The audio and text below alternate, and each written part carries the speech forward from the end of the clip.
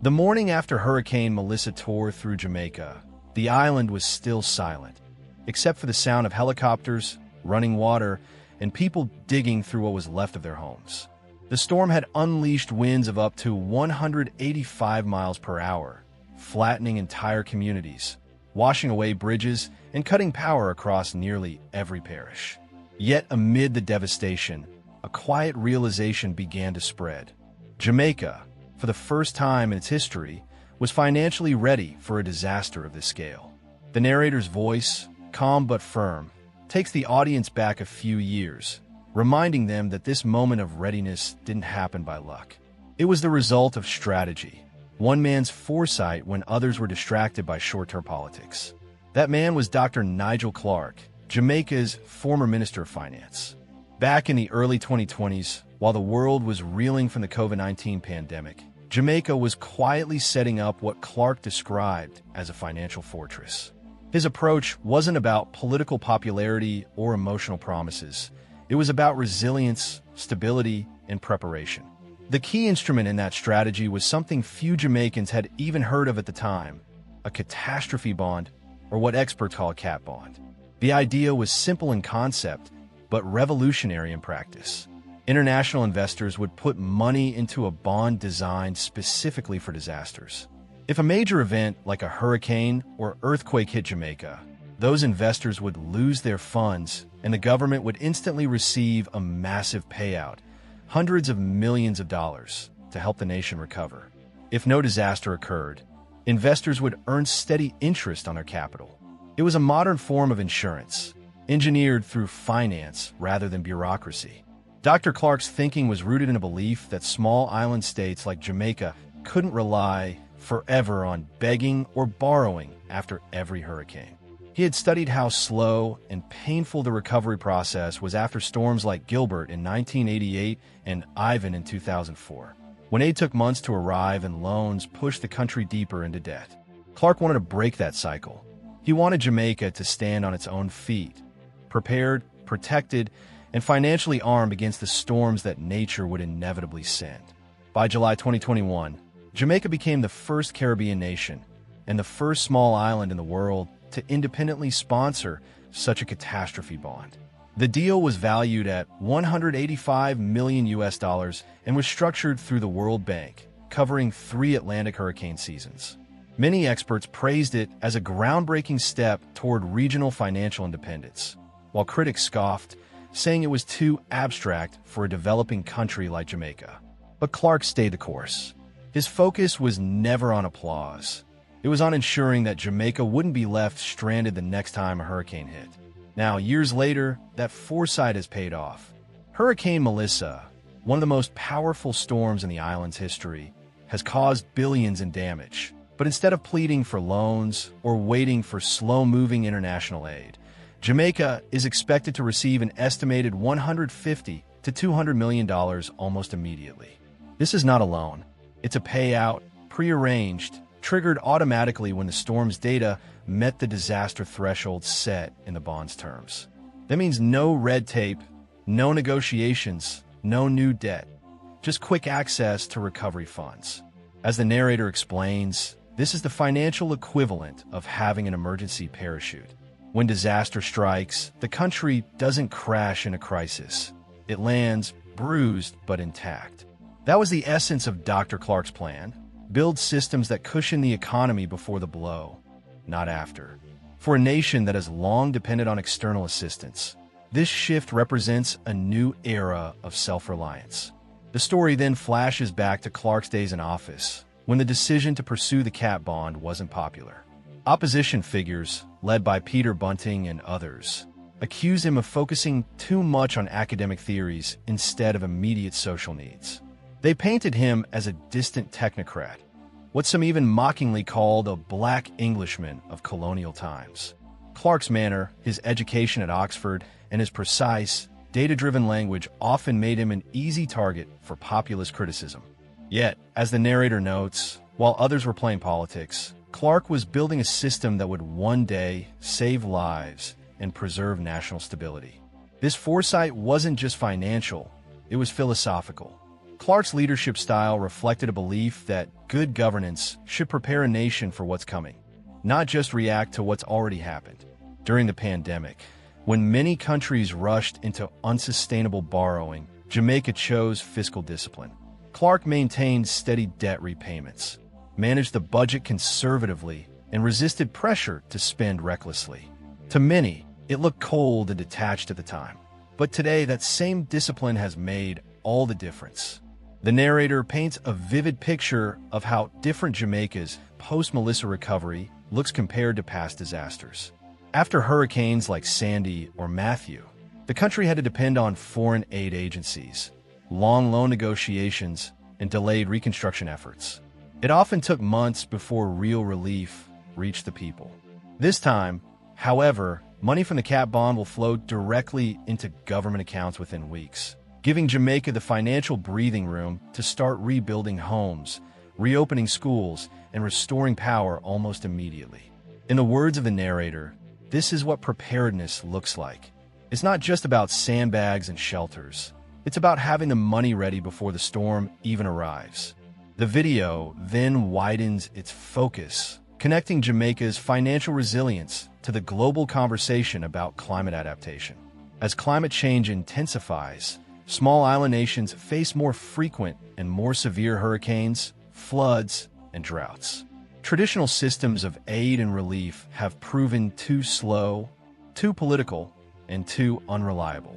What Jamaica has done, the narrator explains, is pioneer a new model of disaster management through financial innovation. It's a lesson that other countries in the Caribbean and even parts of Africa and Asia are beginning to study closely. International attention has followed quickly. Bloomberg, Reuters, and major economic journals have covered Jamaica's payout as a historic event. The World Bank and IMF have both praised the country for leading by example, showing that smart financial instruments can protect vulnerable economies.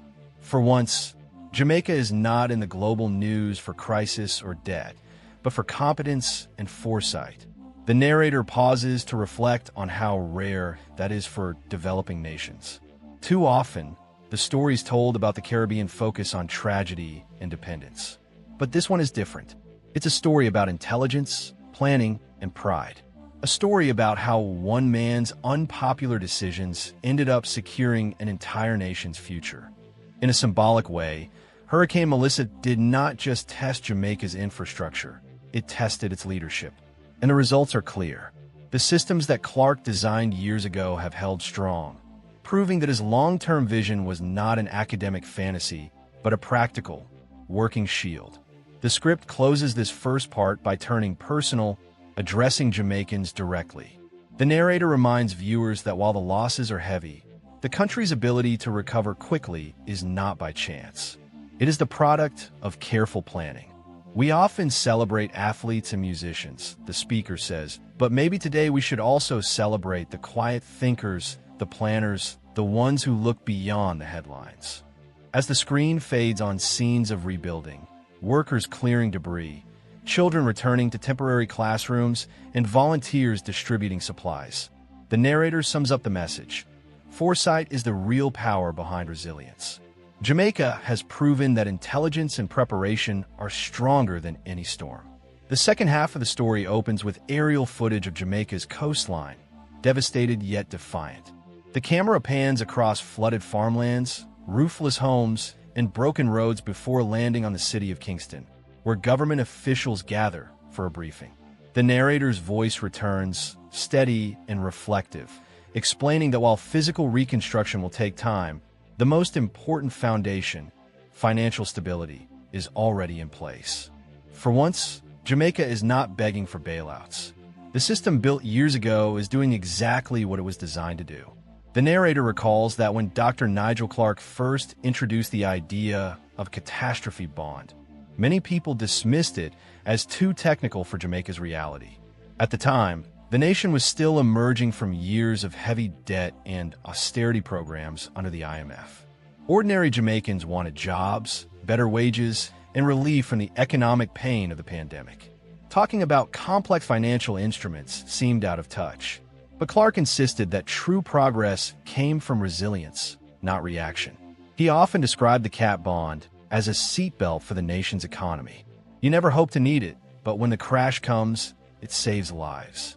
Now, in the aftermath of Hurricane Melissa, Jamaicans are beginning to understand what he meant. The country stands to receive up to $200 million from the bond, money that doesn't have to be repaid.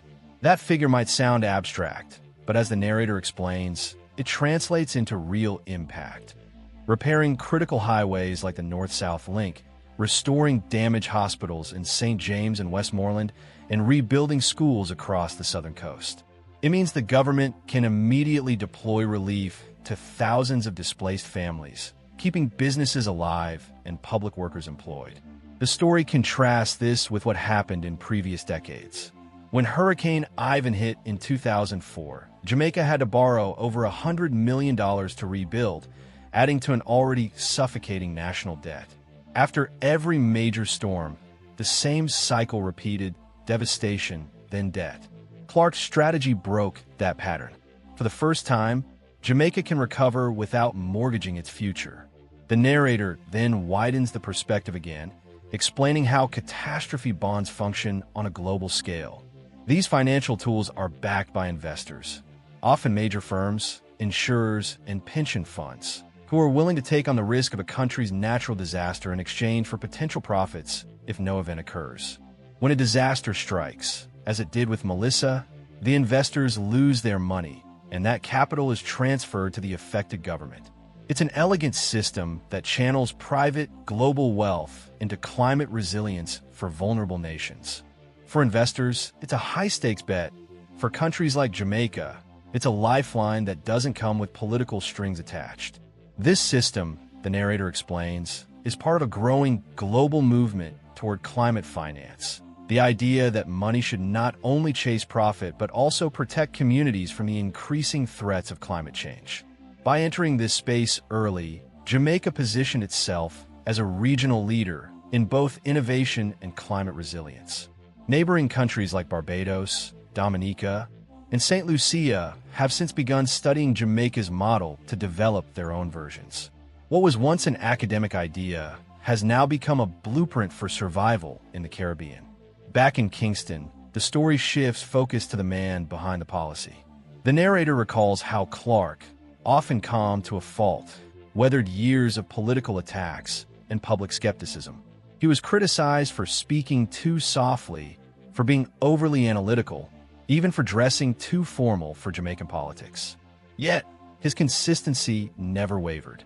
The narrator points out that what many interpreted as detachment was actually focus. Clarke understood that economic independence isn't achieved through speeches, it's achieved through systems. And now, as Jamaica's cat bond pays out, that quiet, methodical leadership has become the country's greatest strength. The video includes soundbites from past interviews, where Clarke explained that his ultimate goal was to make Jamaica financially sovereign. That meant protecting the nation not just from external debt, but from dependence on emergency aid. He argued that small countries have to think like large ones, anticipating risk, managing reserves, and using global financial tools to their advantage. Hurricane Melissa proved he was right. The narrator moves on to highlight how international observers have reacted. The World Bank praised Jamaica's decision as a model for climate-vulnerable economies. Bloomberg described it as a triumph of foresight, while Caribbean economists have called it one of the smartest fiscal decisions in modern Jamaican history. The IMF, which once oversaw Jamaica's austerity programs, has even cited the cat bond as an example of how disciplined financial management can enhance disaster resilience. But beyond the headlines and expert praise, the narrator focuses on the human side of this success.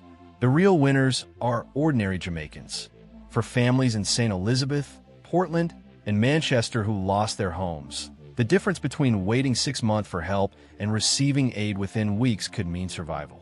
For small farmers whose crops were wiped out, timely government support will help them replant before the next rainy season. And for students whose schools were damaged, faster rebuilding means less disruption to their education. The narrator underlines that this is what intelligent governance should look like: policies that translate directly into relief, not just statistics.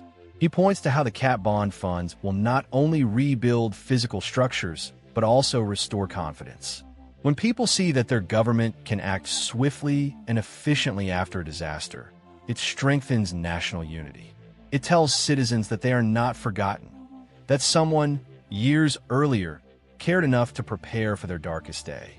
As the video moves toward its climax, the narrator connects the cat bond to Jamaica's broader economic transformation under Clarke's leadership.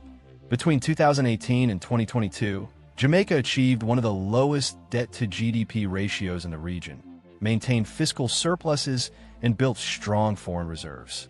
Those achievements made the cat bond possible in the first place, because global investors were confident that Jamaica could manage such an instrument responsibly. The bond was not just a product of financial engineering. It was the fruit of years of disciplined governance. In an emotional turn, the narrator recalls the fierce political attacks Clarke faced during the SSL scandal and other controversies. Opposition voices used those moments to question his credibility.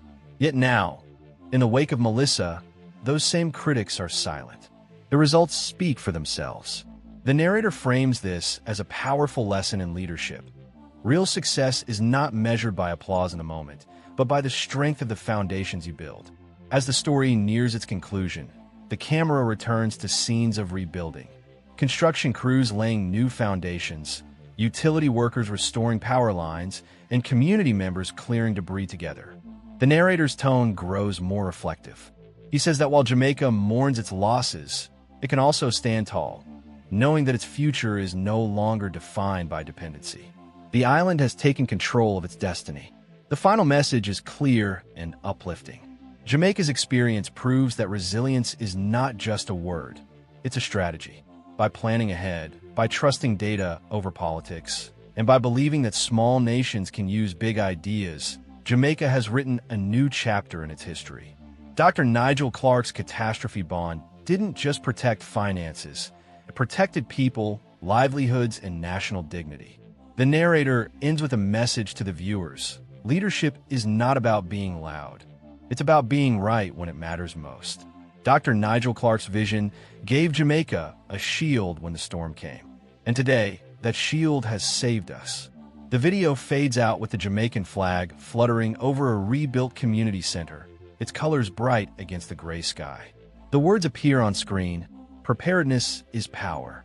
Jamaica rises stronger."